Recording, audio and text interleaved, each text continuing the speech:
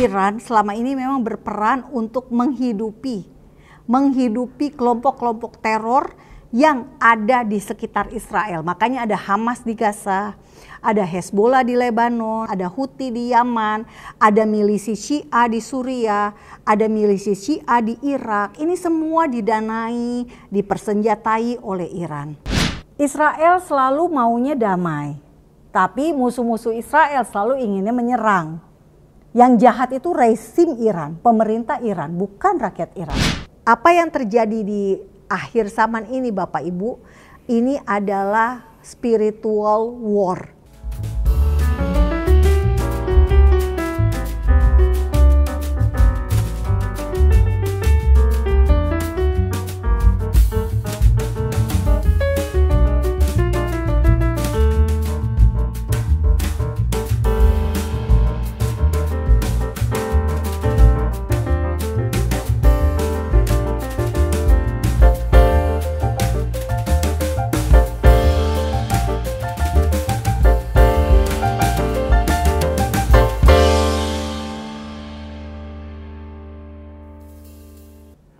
Salam God Lover, jumpa lagi dengan saya Pendeta Heru Tribudianto dalam Diaspora TV Talk Show.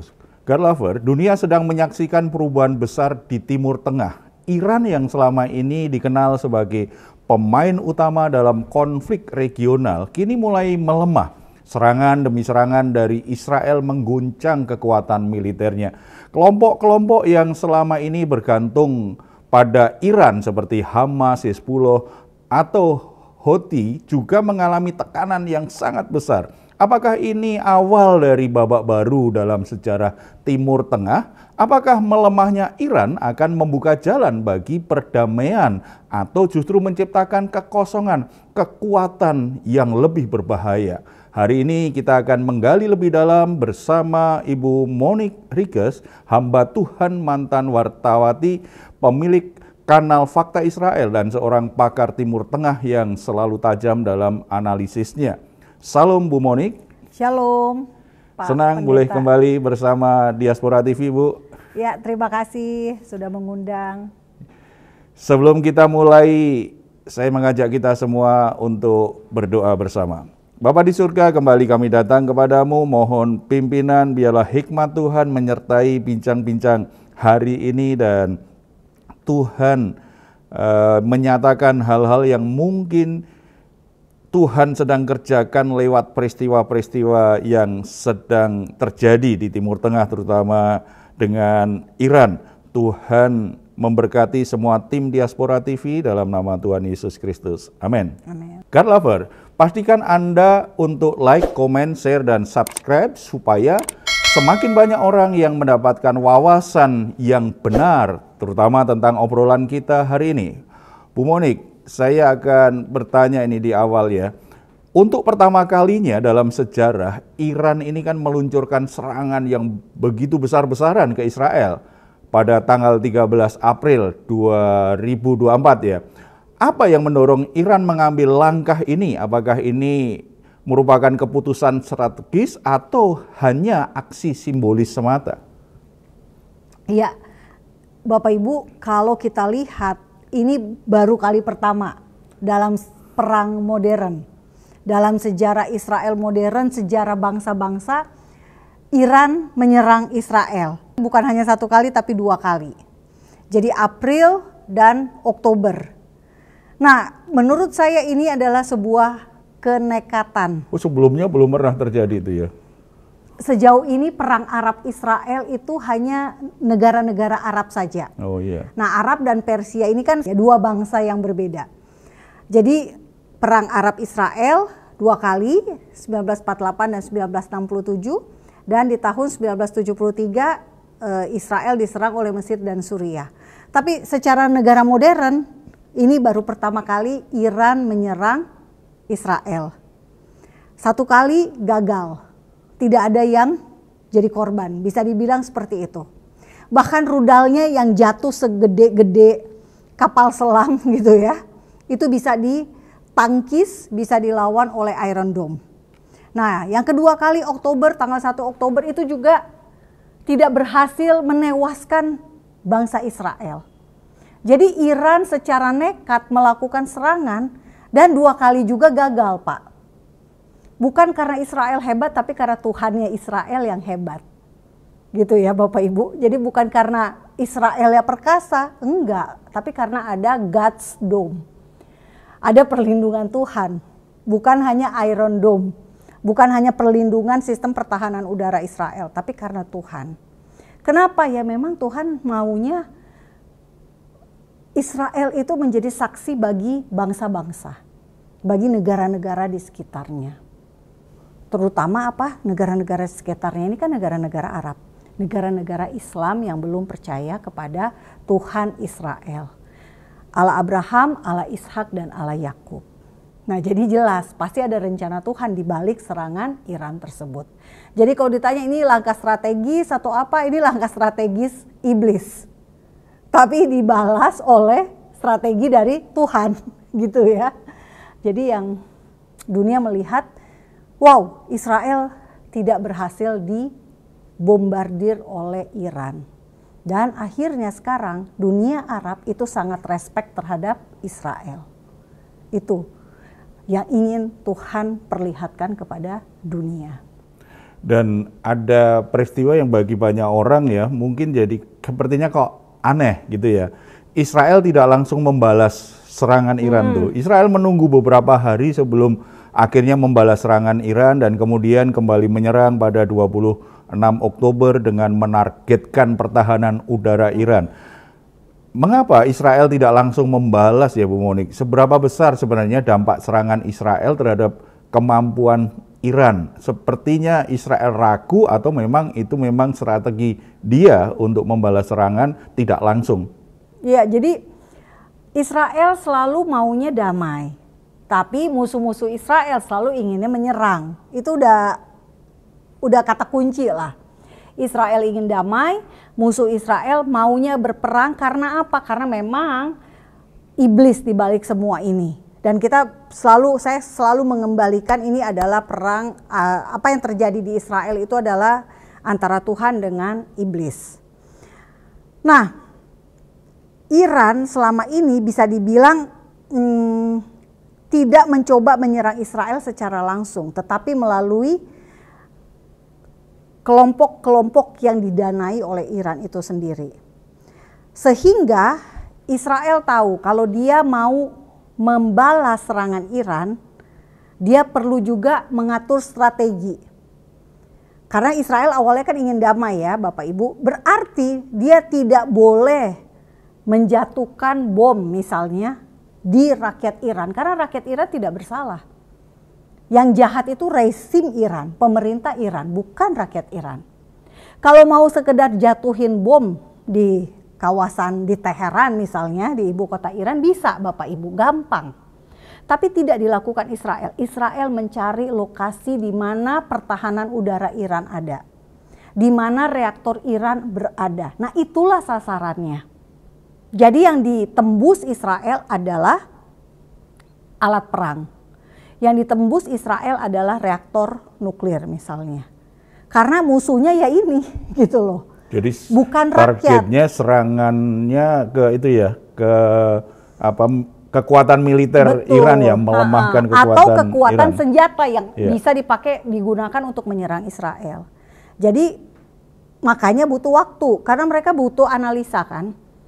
Dan sejauh ini Israel kalau Israel mau dia cukup menekan tombol rudal Jericho yang berjarak 3.000 km itu bisa masuk Iran. Yang berjarak sampai ya sekitar 3.000-4.000 km itu bisa nyasar masuk ke Iran. Tapi itu tidak dilakukan. Israel punya kemampuan itu. Dan Iran juga punya kemampuan untuk menembakkan rudal dan dia sudah lakukan. Tetapi ternyata kan bisa dihalau oleh Iron Dome. Bisa dihalau oleh IDF, Angkatan Udara. Pasukan Pertahanan Israel, Angkatan Udaranya. Nah jadi kalau kita lihat, kalau Israel jahat, dia hanya cukup Jericho yang dikeluarkan. Rudal Jericho, tapi itu tidak dilakukan. Jadi bukan karena ragu atau mungkin karena diserang besar-besaran jadi Ada juga kan orang yang berpikir ini berarti memang sudah mulai melemah, nggak ada keberanian, enggak, karena ada strategi tertentu yang memang ingin damai tadi ya. Iya, karena Israel tahu kok rakyat Iran itu pro Israel sebetulnya. Rakyat Iran itu sangat mendukung Israel. Lalu ketika Israel membalas serangan Iran itu, kan ada pernyataan yang sifatnya ancaman dari pihak Iran untuk melakukan balasan yang kuat dan kompleks. Tetapi hingga saat ini kan belum ada serangan lanjutan dari Iran. Ini pertanyaannya, apakah berarti Iran benar-benar melemah karena serangan Israel tadi, atau masih mencari momen yang tepat? Kalau Israel tadi kan alasannya jelas ya, tidak langsung membalas gitu, ada perhitungan-perhitungan tersendiri. Selain serangan Israel, faktor lain apa yang membuat Iran itu kelihatannya kok semakin kehilangan pengaruhnya? Iya, jadi dalam hal ini sekarang Iran itu sejak ada Presiden Amerika Donald Trump yang semakin memojokkan Iran gitu ya. Karena apa? Karena Amerika punya kemampuan untuk menerapkan sanksi ekonomi terhadap Iran. Iran bisa punya uang jika dia bisa menjual minyak. Saat ini minyak Iran itu hanya dibeli oleh Cina. Nah, kalau Amerika memberikan sanksi ekonomi kepada Iran, maka negara ini bisa dibilang praktis mereka tidak punya apa-apa. Dan ini sekarang terjadi sebetulnya di Iran. Mereka kekurangan listrik, mereka sedang dalam kepayahan ekonomi, tapi Iran terus mendanai kelompok-kelompok teror. Jadi tekanan apa yang bisa melemahkan Iran adalah sanksi ekonomi.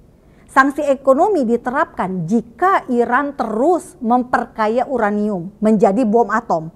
Dan sebetulnya sejak 2021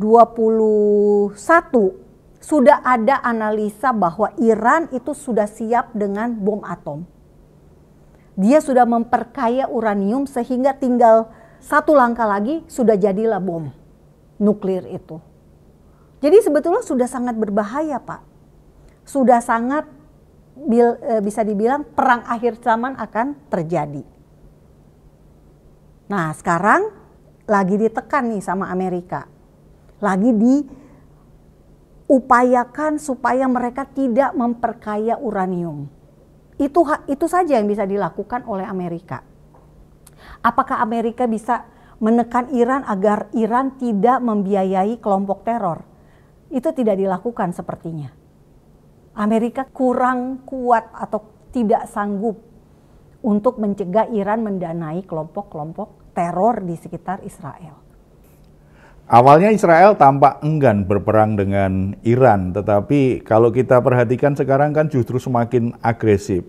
Nah, kalau kita sering dengar ya di politik itu kan ada panggung depan dan panggung belakang. Nah, kalau konteks ini apa sebenarnya yang terjadi di balik layar dengan agresivitasnya Israel terhadap Iran, Bu? Ya, ini balik juga ke terpilihnya Trump sebagai Presiden Amerika yang kedua kali, Bapak Ibu. Jadi Trump itu memberikan ACC jika Israel mau menyerang Iran. Kenapa demikian? Karena Trump percaya Israel tidak membabi buta. Seperti Bapak Ibu ketahui ketika terjadi perang di Gaza, perang anti teror terhadap kelompok teroris Hamas, Jihad Islam, itu selalu IDF, Angkatan Udara, IDF menyebarkan ya selebaran untuk evakuasi warga sipil dari zona yang akan mereka targetkan karena basis Hamas misalnya. Nah, sehingga meminimalisasi korban sipil. Jadi Trump dalam hal ini atau Amerika dalam hal ini percaya bahwa Israel tidak akan membabi buta menyerang warga sipil. Jadi dikasih ACC. Tapi Israel juga tidak melakukan hal itu. Karena apa? Karena Israel tahu bahwa yang harus menjadi sasaran adalah reaktor nuklir. Karena reaktor nuklir itulah yang akan mampu membuat bom nuklir. Nah, Bapak Ibu perlu ketahui misi dari Iran, misi dari presiden Iran adalah menghapuskan Israel dari peta. Dari sejak Mahmud Ahmadinejad itu sudah sering mengatakan demikian. Ingin melenyapkan Israel dari peta. Jadi kan ngeri banget ya. Kalau saya orang Iran, terus wah negara saya ingin melenyapkan negara lain. Bisa-bisa sebelum saya melenyapkan negara lain, negara kita duluan nih yang dilenyapkan gitu kan ya, harusnya kita berpikir. Tapi rakyat Iran juga tahu bahwa Israel tidak akan melakukan penyerangan terhadap warga sipil. Mereka sudah lihat kok selama ini apa yang terjadi di Gaza, bagaimana perintah evakuasi dan sebagainya. Jadi bisa dibilang kalau Israel agresif itu karena ada ACC dari Trump untuk mereka bertindak. Tetapi sampai hari ini belum ada tindakan apapun. Gitu ya Bapak Ibu, jadi Israel bukan negara yang senang perang, mereka senangnya damai. Tapi sayangnya musuh Israel itulah yang sering kali mengusik kedamaian Israel. Iran selama ini kan dikenal sebagai pendukung Hamas, Hezbollah atau Houthi ya. Seberapa besar pengaruh Iran dalam konflik-konflik akhir ini, dan apakah itu juga salah satu alasan kenapa Israel kemudian bertindak agresif selain tadi ada dukungan atau ada ACC dari Amerika? Jadi memang Iran selama ini memang berperan untuk menghidupi kelompok-kelompok teror yang ada di sekitar Israel. Makanya ada Hamas di Gaza, ada Hezbollah di Lebanon, Bapak Ibu bisa lihat ada Houthi di Yaman, ada milisi Syiah di Suriah, ada milisi Syiah di Irak. Ini semua didanai, dipersenjatai oleh Iran. Bahkan Hamas juga meminta dana $500 juta sejak tahun 2021 selama 2 tahun. Jadi sekitar $1 juta mereka minta untuk membiayai serangan yang kemudian menjadi serangan 7 Oktober. Ini adalah pernyataan paling baru dari hasil dokumen yang diambil dari Perang Gaza per 18 Maret. Jadi baru 18 Maret 2025 ditemukan fakta bahwa betul Iran mendanai 7 Oktober 2023. Nah jadi Bapak Ibu, kalau misalnya terjadi ketegangan di Timur Tengah, mungkin kita harus kayak oke, yang dibalik ini siapa? Pasti kita akan menemukan ujung-ujungnya ada Iran, gitu loh. Ujung-ujungnya ada milisi-milisi Iran yang bermain atau kelompok teroris yang bermain, dan itu semua ada backingnya dari Iran. Serangan Israel tentu saja akan mengakibatkan memang melemahkanlah kekuatan Iran ya. Sementara Iran pendukung kelompok-kelompok seperti Hamas. Nah setelah Israel menyerang infrastruktur dan banyak pemimpin juga yang akhirnya terbunuh ya dalam konflik terakhir dengan Hamas itu, apakah Hamas sampai saat ini masih memiliki kekuatan untuk bertahan dalam konflik jangka panjang, karena Iran pendukungnya kan juga mulai lebih lemah ya dari sebelumnya. Nah ini yang menarik Bapak Ibu, Hamas itu kita melihat memang IDF berjuang untuk melumpuhkan kelompok teroris Hamas. Tapi faktanya Hamas itu berhasil merekrut orang-orang baru untuk menjadi militan-militan dari Hamas. Bahasa kasarnya ya merekrut teroris-teroris baru. Itu berhasil mereka lakukan. Bahkan kalau Bapak Ibu lihat video-video pembebasan sandera, Bapak Ibu akan melihat banyak anak-anak berpose bersama dengan Hamas. Berfoto bersama dengan Hamas. Jadi indoktrinasinya itu jalan sejak kecil. Perempuan, ibu-ibu, manula itu semua memuja Hamas. Kenapa? Karena kalau tidak memuja Hamas maka mereka akan dibunuh, dipersekusi. Nah sulitnya Bapak Ibu, secara infrastruktur mungkin mereka tidak berdaya. Mereka kelihatannya dimusnahkan terowongannya, senjatanya dimusnahkan. Tapi mereka juga punya kemampuan untuk membuat bom, membuat ranjau untuk diletakkan untuk membunuh IDF. Nah yang paling sederhana, Israel berperang untuk mengeluarkan sandera. Sandera saat ini 59 orang masih ada di Gaza. Sandera hidupnya kembang kempis ibaratnya. Bisa dibunuh oleh mereka yang menahannya. Para anggota teroris Hamas. Dibunuhnya dengan tidak perlu pakai bom canggih atau segala macam. Ditusuk pakai pisau aja kan mati Pak. Gitu ya. Jadi memang benar-benar IDF menghadapi musuh yang kekuatannya sebetulnya tidak seberapa, tetapi banyak dan tersebar di antara warga sipil. Sandra diumpetin di rumah warga, yang jagain pakaiannya bukan pakaian militer, gitu ya, bukan pakaian, mereka hanya ketika membebaskan Sandra aja pakai baju militer, tapi kesehariannya tidak pakai baju militer, sehingga nggak jelas ini warga sipil atau teroris. Nah, yang kayak begini emang sulit dikalahkan. Kita tahu ya, iblis selalu lebih licik daripada orang benar. Bisa dibilang seperti itu. Teroris pasti jauh lebih pintar, lebih pandai daripada orang benar. Karena apa? Karena memang tujuan mereka adalah membunuh. Kan iblis tujuannya hanya apa? Mencuri, membunuh, dan membinasakan. Nah, itulah yang terjadi. Jadi kalau mau dibilang sekarang ini Pak, situasinya, infrastrukturnya sudah kita anggap sudah nggak ada, sebetulnya masih ada. Bahkan satu penelitian intelijen, Meir Amit Intelligence, mereka mengatakan bahwa Hamas itu akan recovery. Mereka akan balik lagi. Artinya mereka akan punya kemampuan untuk menyerang lagi, meneror lagi.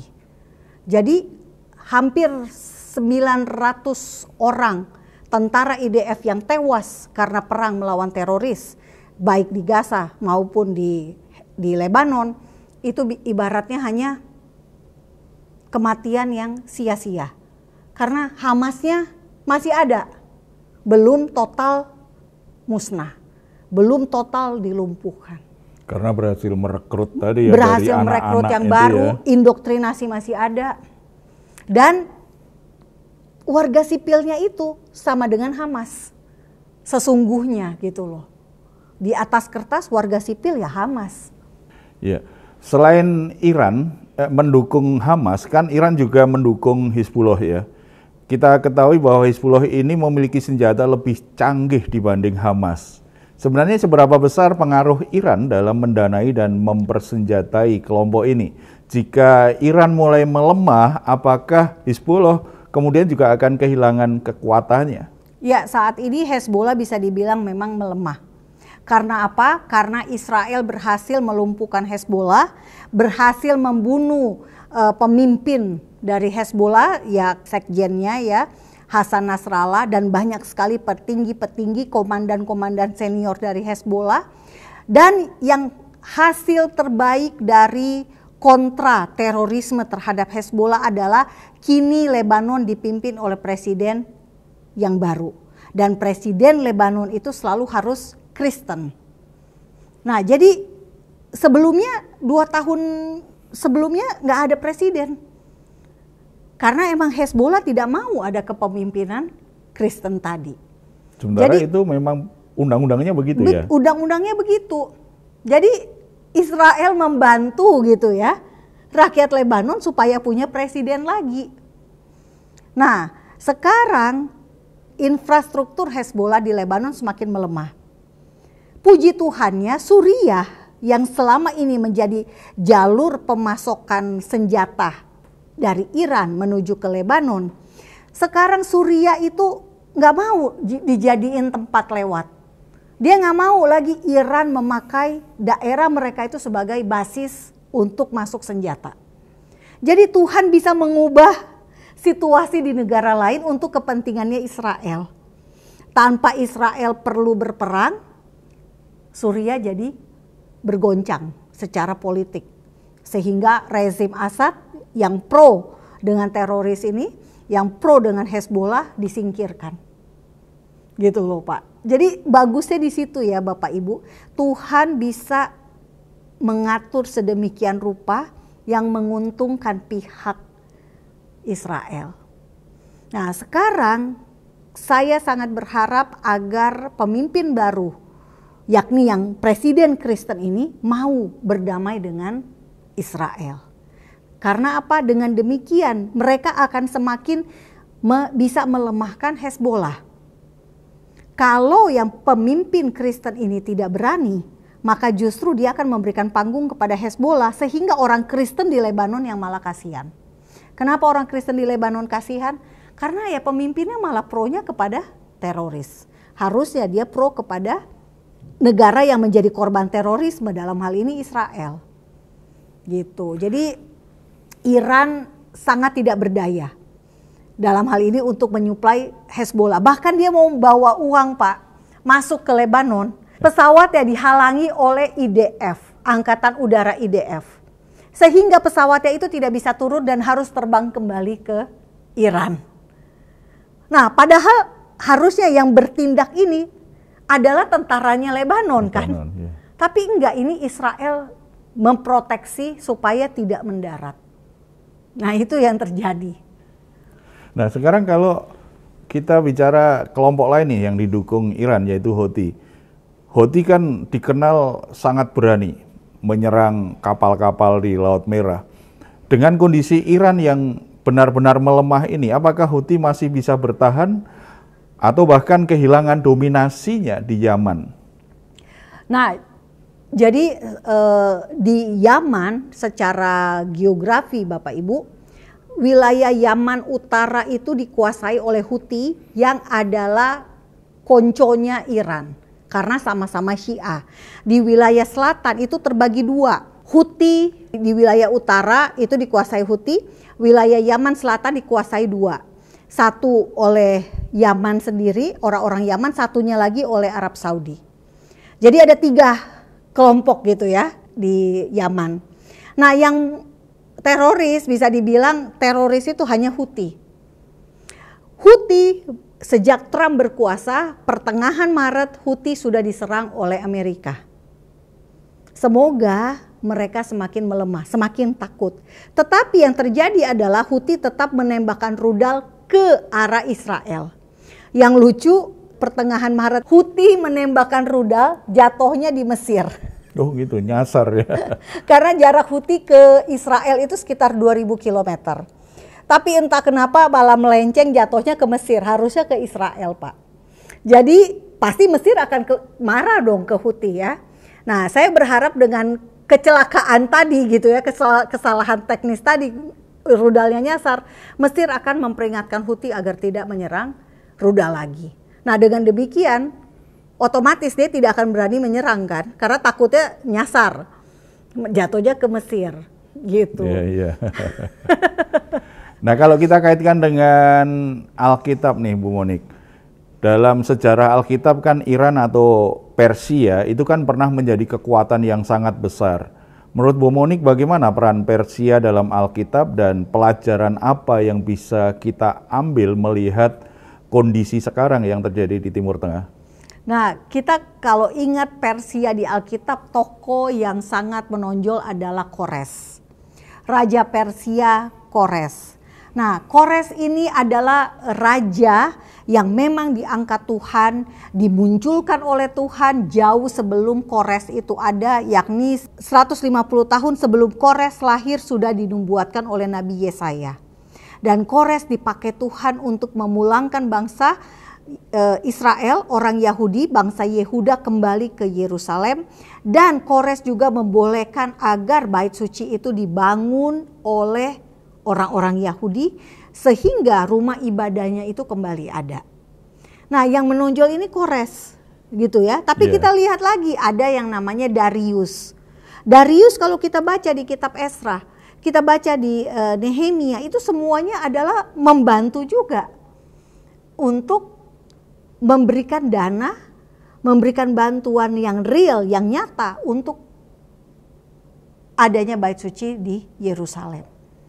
Jadi Persia dalam hal ini Bapak Ibu semua punya satu dampak yang signifikan, satu dampak yang besar bagi orang Yahudi. Gitu. Bahkan kalau bisa dibilang Sionis pertama di dunia itu adalah Kores. Karena Sionisme itu kan arti secara secara harafiahnya adalah pulang kembali ke Yerusalem. Sion adalah kata lain dari Yerusalem. Nah, si Kores inilah yang memulangkan orang Yahudi pertama kali ke Yerusalem. Makanya bisa dibilang Sionis pertama di dunia adalah Kores. Jadi orang Persia itu bisa menjadi berkat bagi orang Israel, menjadi berkat bagi orang Yahudi. Kalau menurut Bu Monik, apakah dengan melemahnya Iran saat ini itu juga ada kaitannya dengan skenario akhir zaman yang ditulis Alkitab? Iya, karena ternyata kalau Bapak Ibu lihat, kita akan tahu namanya Gog dan Magog. Yehezkiel 38, Yehezkiel 39 itu menyebut juga Persia. Bahwa akan ada serangan dari Gog, dari negeri Magog bersama dengan Persia untuk menyerang Israel. Nah, kita belum melihat hal ini terjadi. Memang Persia pernah menyerang Yerusalem, gitu ya, dikuasai Yerusalem. Tapi itu di masa Bizantium. Waktu itu kerajaan Romawi Kristen yang berkuasa, bukan kerajaan Israel. Dan gereja-gereja yang dibangun oleh Romawi Bizantium itu dihancurkan oleh Persia kecuali satu gereja, yakni gereja kelahiran Yesus, gereja Nativity di Bethlehem. Kenapa tidak dihancurkan? Karena di dalam gereja ada gambar orang Majus. Dan orang Majus itu diyakini oleh mereka adalah orang Persia, orang-orang dari timur. Nah, makanya nggak dihancurin gereja itu. Yeah. Jadi itu tapi terjadinya bukan kalau misalnya dibilang oh Gog dan Magog udah terjadi dong waktu itu. Nggak bisa karena pemerintahan di masa itu bukan bangsa Israel.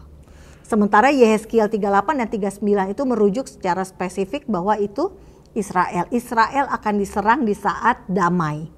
Nah, apakah artinya sekarang ini ketika Israel sedang menikmati kedamaian, orang Yahudi sedang menikmati Yerusalem sebagai ibu kotanya, akan terjadi perang Gog dan Magog? Mungkin saja. Nah, kalau kembali ke Iran, Ibu, apakah masih ada harapan bagi Iran di tengah situasi yang sedang dia alami itu? Yang dia dukung semuanya juga melemah, dia sendiri juga semakin melemah. Lalu kira-kira bagaimana sikap Tuhan terhadap bangsa Iran ini, terhadap Persia ini, kalau yang tertulis di Alkitab ya? Nah, ada lagi satu yang menarik dari kitab Daniel, Pak. Kalau kita baca Bapak Ibu dari kitab Daniel 10 ayat 13, ditulisnya demikian. Saya bacakan dulu ya, supaya nggak salah pengertian. Ditulis begini Bapak Ibu. Pemimpin kerajaan orang Persia berdiri 21 hari lamanya menentang aku. Tetapi kemudian Mikael, salah seorang dari pemimpin-pemimpin terkemuka, datang menolong aku. Dan aku meninggalkan dia di sana berhadapan dengan raja-raja orang Persia. Jadi dari ayat Daniel 10 ayat 13 kita bisa mengetahui Bapak Ibu, malaikat Mikael ini berhadapan dengan pemimpin orang Persia selama 21 hari. Nah, hari itu bisa tahun gitu ya. Karena kan kita bisa ada 1 hari 1000 tahun, ada apakah ini 21 hari beneran atau 21 tahun, ada 21.000 tahun. Nah, itu tergantung interpretasi dari para guru-guru Alkitab. Tapi yang ingin saya tekankan di sini adalah ini ayat yang belum terjadi, belum tergenapi Bapak Ibu. Kenapa? Karena kalau Bapak Ibu baca di Daniel 10 ayat 14, Bapak Ibu akan menemukan kata kuncinya. Lalu aku datang untuk membuat engkau mengerti apa yang akan terjadi pada bangsamu, dikatakan demikian, pada bangsamu pada hari-hari yang terakhir. Sebab penglihatan ini atau penglihatan yang dialami oleh Daniel ini juga mengenai hari-hari itu. Jadi Daniel melihat penglihatan bagaimana pemimpin orang Persia berhadapan dengan Mikael, malaikat Mikael. Dan ini terjadi di hari-hari terakhir. Dan ini menyangkut Israel. Karena Daniel disuruh berbicara tentang bangsamu. Gitu ya. Jadi orang Indonesia nggak usah khawatir. Ya kan? Karena nggak ditulis di ayat ini. Nah, jadi kalau bisa dibilang apa? Tadi kan pertanyaannya kan apa di mata Tuhan gitu ya. Nah, ya di mata Tuhan ini akan terjadi. Bagaimana nanti Mikael berhadapan dengan pemimpin-pemimpin orang Persia atau pemimpin-pemimpin orang Iran. Kapan waktunya kita nggak tahu. Itu misteri Tuhan ya. Misteri Tuhan. Tetapi yang jelas ketika Tuhan berfirman pasti terjadi. Pasti terjadi, betul. Nah, dengan melemahnya Iran saat ini, apakah perdamaian di Timur Tengah itu semakin dekat? Maksudnya itu semakin bisa diwujudkan atau tetap sulit? Atau justru mungkin ada pemain baru yang membuat situasinya lebih sulit untuk diupayakan perdamaian di Timur Tengah? Kalau kita lihat dari rujukan tadi ya, Daniel 10, terus kita lihat lagi Yehezkiel 38, 39, kan situasinya malah masuk ke peperangan ya Pak, bukan ke perdamaian gitu. Jadi bisa dibilang Iran bukan melemah, tetapi pada saatnya dia akan menjadi salah satu aktor kunci dalam perang akhir zaman. Suka nggak suka. Karena Persia tidak berubah menjadi negara lain. Persia itu bukan diasosiasikan dengan Indonesia misalnya. Persia ya Iran gitu loh.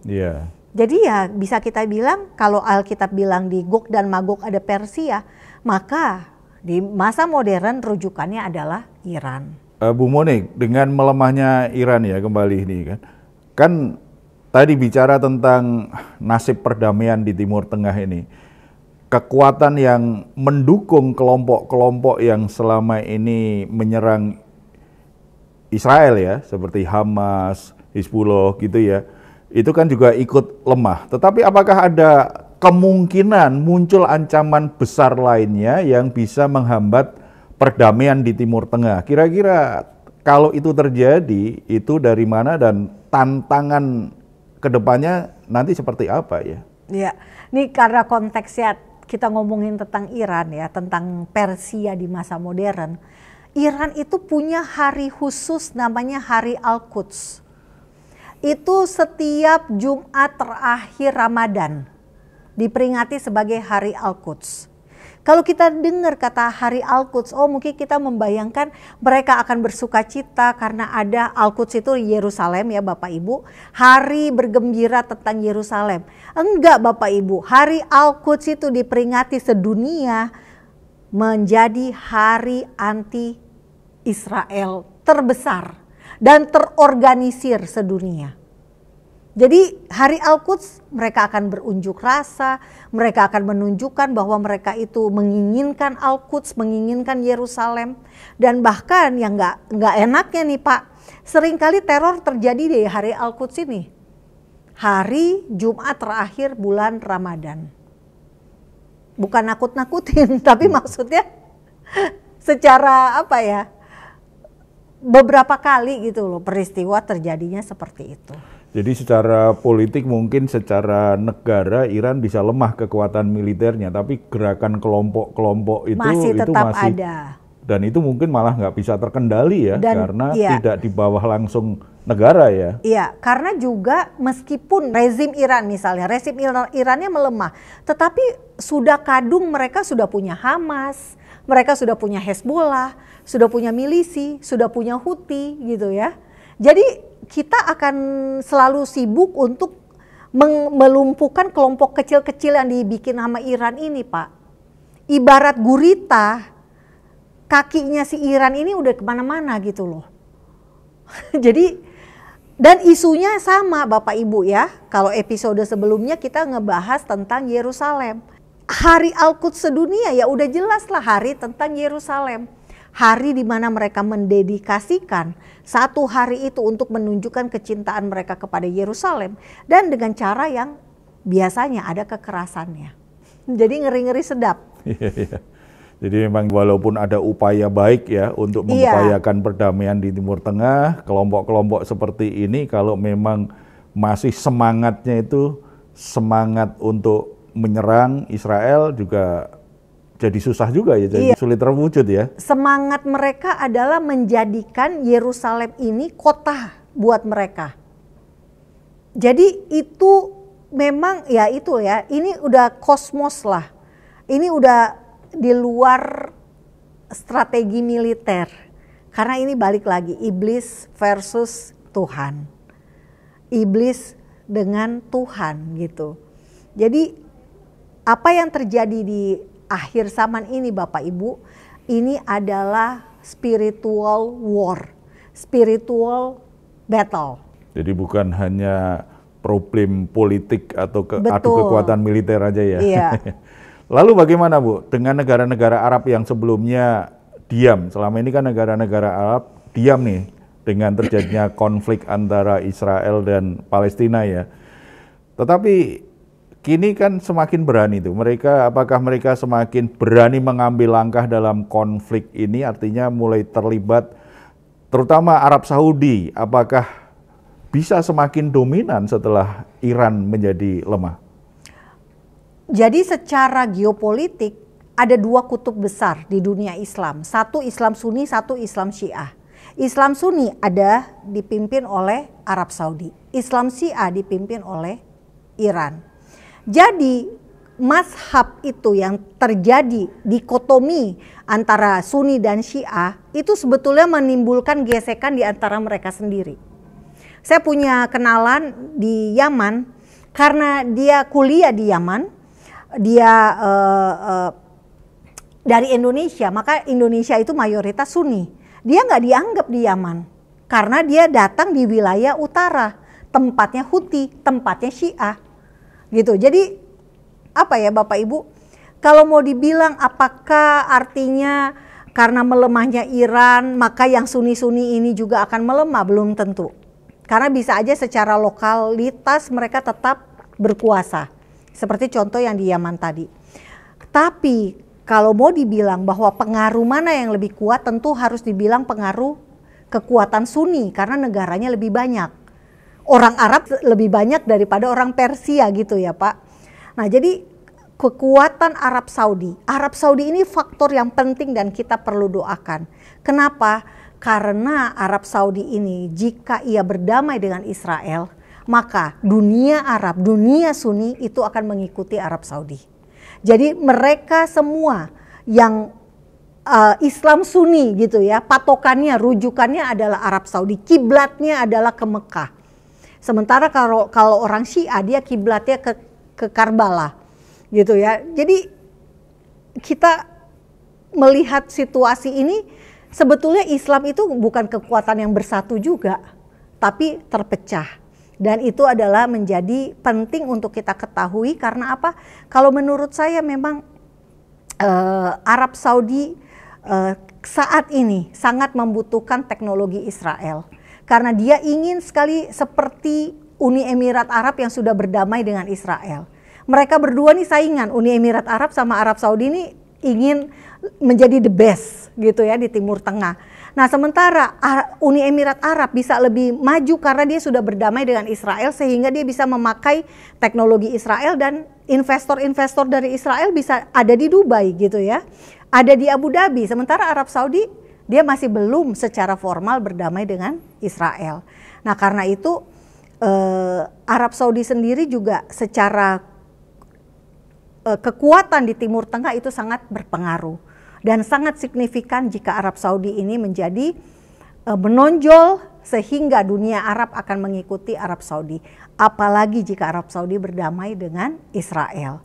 Dan kita sudah lihat salah satu bukti paling gampang Arab Saudi itu melemah dalam hal kebencian terhadap Israel yang itu berkurang. Mereka sudah menghapus ajaran kebencian dari buku ajar anak sekolah. Jadi yang mengatakan orang Yahudi keturunan monyet, orang kebencian terhadap Yahudi dan Kristen itu sudah dihapus Pak di buku ajar dari Arab Saudi. Dan penerbangan orang dari Abu Dhabi, orang dari Dubai naik pesawat menuju ke Tel Aviv, ke Israel itu bisa terbang di atas Arab Saudi. Dahulu tidak bisa. Jadi ini adalah salah satu bentuk bahwa negara ini sudah lebih lunak terhadap Israel. Sudah mau menerima negara Israel, negara Yahudi satu-satunya di dunia. Nah, kalau kembali ke Iran, Bu, selama ini kan kalau kita bicara Iran berarti kan negara ini kan sangat dekat ya dengan Rusia dan Cina. Sementara Amerika lebih berpihak kepada Israel itu sejak dulu ya. Apakah ada perubahan kebijakan dari negara-negara besar ini terkait dengan apa yang sedang terjadi saat ini? Ya, Cina sekali lagi membeli minyak dari Iran. Cina beli minyak dari Iran. Nah, Iran memberikan atau menjual rudal kamikaze, rudal bunuh diri untuk Rusia, agar Rusia bisa menyerang Ukraina. Terus apa imbalannya dari Rusia kepada Persia, kepada Iran? Dia mendapatkan sistem pertahanan udara untuk menangkis rudal dari Israel. Jadi ini jahat ketemu jahat gitu loh Pak. Yang satu kasih rudal kamikaze supaya Rusia bisa nyerang Ukraina, yang Rusianya ngasih sistem pertahanan udara supaya dia tidak bisa diserang oleh Israel. Jadi sekarang Trump sedang mendekati Rusia agar berdamai dengan Ukraina. Dan juga Trump berusaha agar si Rusia ini mendekati Iran supaya dia tidak membuat bom nuklir. Jadi faktor, sekali lagi ada faktor Amerika. Kita juga perlu mendoakan Trump agar dia tidak salah kebijakan. Karena kalau dia salah kebijakan fatal akibatnya. Dia bisa salah untuk menghadapi Rusia, dia bisa salah untuk menghadapi Iran. Nah, kalau kita baca di Alkitab, Bapak Ibu akan menemukan Magog itu dianggap sebagai Rusia. Jadi akan ada perang Gog dan Magog. Yehezkiel 38:39 kita melihat ada negara Rusia, Persia, Turki, Libya, dan Sudan. Jadi kita belum melihat nih koalisi negara 5 negara ini. Tapi kita sudah melihat kedekatan dari Rusia dan Iran. Jadi apakah Gog dan Magog akan segera terjadi? Bisa jadi. Ya, walaupun waktunya kita tidak bisa pastikan ya. Tapi tanda-tanda ke arah penggenapan nubuatan, Bapak Ibu bisa lihat gitu loh. Semakin dekat. Semakin dekat. Ya. Oke, kalau di dalam negeri sendiri ya, apakah ada perlawanan dari dalam negeri Iran sendiri, Bu? Jika ada, seberapa besar kemungkinan mereka berhasil menggulingkan rejim yang sedang berkuasa dan mengubah kekuatan Iran kemudian? Nah, ini juga hal yang sebetulnya menyedihkan ya. Pemilu terakhir ketika Presiden Iran jatuh tewas dalam kecelakaan helikopter, Iran kemudian mengadakan pemilu. Pemilu pemilihan presiden menggantikan presiden yang tewas. Dan yang terjadi adalah partisipasi pemilih yang datang ke bilik suara itu sangat rendah. Jadi hampir 60% itu tidak ikut pemilu. Cuma sedikit sekali ya sebenarnya. Sangat sedikit. Tetapi tetap mereka tidak bisa menggantikan rezim. Kenapa? Karena rezim ini, karena di Iran itu bukan presiden saja yang berkuasa, tapi mereka punya yang namanya pemimpin spiritual. Pemimpin spiritual yang namanya Ayatollah Khamenei. Nah, ini dialah yang menjadi saat ini menjadi tokoh yang bisa dibilang semua urusan tentang kelompok-kelompok teror binaannya ya ada di tangan dia nih. Makanya pemimpin Hamas ketemu dengan Khamenei, pemimpin negara-negara datangnya juga ke situ bertemu dengan mereka. Dan setiap kali pertemuan yang disuarakan selalu death to Amerika, death to Israel. Jadi memang ini negara yang sangat anti Israel dan sangat anti Amerika. Rakyatnya membenci rezim pemerintahannya. Tetapi entah gimana mereka belum berhasil menjatuhkan rezimnya. Bahkan yang terjadi yang menyedihkan, banyak para anti rezim inilah yang ditangkap, dipenjarakan tanpa undang-undang dan bahkan tewas. Nah, ini yang bisa dibilang dunia perlu mendukung, kalau bisa dibilang begitu, mendukung rakyat Iran untuk menggulingkan rezim Iran. Gitu ya. dunia perlu mendukung agar rakyat Iran ini punya kekuatan sehingga mereka berhasil untuk meniadakan Khamenei. Nah, apakah Amerika mampu untuk menolong perubahan rezim? Saat ini keturunan dari Syah Iran, keturunan dari raja terakhir Iran ada di Amerika, hidup dalam pengasingan. Shah Reza Pahlavi II ya. Nah, itu apakah bisa dibantu Amerika? Mungkin bisa, tetapi tidak signifikan. Karena memang harus perubahan itu, rezim itu datang dari dalam, dari rakyat Iran sendiri. Dengan kondisi Iran saat ini, apakah kira-kira ini menjadi awal kejatuhan Iran atau justru ini menjadi awal kebangkitannya kembali dalam beberapa tahun ke depan? Sebab kita lihat sejarah bangsa-bangsa kadang-kadang di saat mau terpuruk justru bangkit dan menjadi lebih kuat. Dia kalau dalam konteks ini Iran kita lihat sering di demonstrasi melanda Iran, tapi tetap aja nggak jatuh-jatuh tuh. Bahkan tadi partisipasi pemilu juga sudah rendah, tapi juga toh rezimnya tetap ada. Artinya memang namanya rezim ya, secara sistem sudah terbentuk Pak. Jadi susah memang menggulingkan rezim. Meski kelihatannya Iran melemah karena Hamas kalah di Gaza gitu ya, Hezbollah kalah di Lebanon, Houthi diserang Amerika juga sudah tiarap misalnya. Tetap aja mereka bisa punya kemampuan sendiri-sendiri untuk recovery, kelompok-kelompok ini. Kecuali memang rezim Iran ini betul-betul diputus. Ibarat gurita kepalanya dipotong gitu loh. Jadi nanti kakinya sendiri-sendiri gitu. Sekarang kan kepalanya masih ada. Nah jadi ya susah untuk mengalahkan. Apalagi kalau kita kaitkan dengan Alkitab. Alkitab memang menyebut Iran di perang akhir zaman. Ya kan, di Gog dan Magog. Dan kita baca di Daniel tadi, Daniel melihat penglihatan bagaimana malaikat Mikael akan berhadapan dengan pemimpin dari Persia selama 21 hari. Itu belum terjadi Bapak Ibu. Jadi suka tidak suka, mau tidak mau kita harus akui Iran akan tetap ada dan menjadi tokoh jahatnya. Gitu loh. Karena apa? Karena ada nubuatan tadi. Mikael, kita belum tahu nih kondisi yang dialami oleh malaikat Mikael itu 21 hari itu kapan? Apakah sudah lewat atau masih nanti? Tapi udah ada petunjuk ya kan tadi. Di hari-hari terakhir.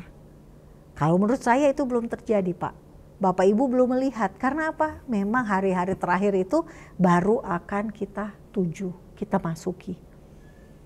Nah itu dia, selama 21 hari, mudah-mudahan 21 hari beneran. Jadi nggak lama gitu ya, kurang dari sebulan. Pertanyaan terakhir Bu Monik. Dalam Yesaya 19 ayat 23 sampai 25, Alkitab berbicara tentang perdamaian antara Israel, Mesir, dan Asyur yang sekarang mencakup wilayah Iran. Apakah kita sedang menuju ke arah nubuatan ini atau perdamaian masih menjadi mimpi yang jauh bagi kita semua? Nah ini kembali lagi ke Daniel tadi, Mikael. Kalau dibilang sampai malaikat Tuhan yang turun tangan. Nah kalau kita lihat di Alkitab, Mikael ini bisa dibilang suhunya malaikat ya. Karena ini pemimpin besar gitu loh. Jadi suhunya malaikat, ada Gabriel, nah ini Mikael. Mikael berhadapan dengan yang paling jahat lah. Itu ada loh nubuatannya. Tapi kita baca tadi Yesaya 19 ayat 23 sampai 25, pada waktu itu akan ada jalan raya dari Mesir ke Asyur sehingga orang Asyur dapat masuk ke Mesir dan orang Mesir ke Asyur dan Mesir akan beribadah bersama-sama Asyur. Ini janji pemulihan tentang Suriah. Jadi bukan tentang Iran. Gitu ya. Wilayah Asyur dalam hal ini konteksnya adalah Suriah. Bahkan bisa melebar sedikit ke Irak. Tapi bukan Iran. Jadi kalau bisa saya bilang bahwa apa yang dimaksudkan dengan Yesaya di sini, Yesaya 19 ayat 23 sampai 25, ini adalah harapan perdamaian Israel dengan Suriah. Karena apa? Pemimpin Suriah yang baru, Al-Jolani, dia mengatakan pada waktu kunjungannya ke Mesir, dia mengatakan dia akan mengikuti jejak dari pemimpin Presiden Mesir yang berdamai dengan Israel pada tahun 1974, yakni Anwar Sadat. Dia akan berdamai. Namun memang kita lihat bahwa setelah pernyataannya ini, maka rezim Assad, rezim mantan presiden Suriah yang digulingkan, rezim Assad ini pendukungnya bangkit dan menimbulkan gejolak. Sehingga orang Kristen dibunuh di Suriah, orang minoritas dibunuh. Kalau menurut saya ini ada dua kemungkinan. Rezim Assad ini yang membunuh orang-orang Kristen karena mereka tidak suka si Jolani ini yang mantan Al-Qaeda ini, yang mantan teroris ini ingin berdamai dengan Israel. Jadi menimbulkan chaos. Dan chaosnya itu berakibat dia yang dijadikan tokoh jahat. Saya belum investigasi ya, saya belum tahu apakah ini betul. Tapi kalau kita lihat kronologinya setelah dia mengeluarkan pernyataan tersebut, tiba-tiba terjadi chaos di Suriah. Jangan-jangan ini adalah upaya untuk meredam keinginannya berdamai dengan Israel. Karena kan ada ayatnya Yesaya tadi, Mesir, Israel dan Asyur. Gitu. Jadi kita baliknya ke Alkitab ya Bapak Ibu, kita lihat janji Tuhan memang kalau kita baca di Yesaya 19 ayat 24 dikatakan pada waktu itu Israel akan menjadi yang ketiga, Israelnya malah yang ketiga. Di samping Mesir dan di samping Asyur, suatu berkat di atas bumi. Lalu ayat 25, yang diberkati oleh Tuhan semesta alam dengan berfirman, diberkatilah Mesir umatku dan Asyur buatan tanganku dan Israel milik pusakaku. Artinya apa? Kita bisa berharap bahwa Asyur akan berdamai dengan Israel berdasarkan ayat Yesaya 19. Terima kasih Bu Monik untuk penjelasannya yang sangat menarik ya.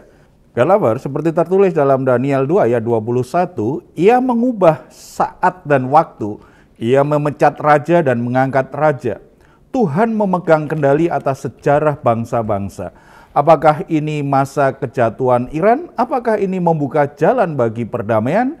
Kita harus terus menyaksikan bagaimana rencana Tuhan digenapi. Sekali lagi terima kasih Ibu Monik yang sudah memberi penjelasan luar biasa. Saya yakin kita semua dicerahkan dengan penjelasan-penjelasannya. Baiklah, kita akhiri Diaspora Talk Show hari ini. Jangan lupa untuk like, comment, share, dan subscribe supaya lebih banyak orang mendapatkan wawasan yang benar. Sampai jumpa di Diaspora Talk Show selanjutnya. Tuhan Yesus memberkati kita semuanya. Salam.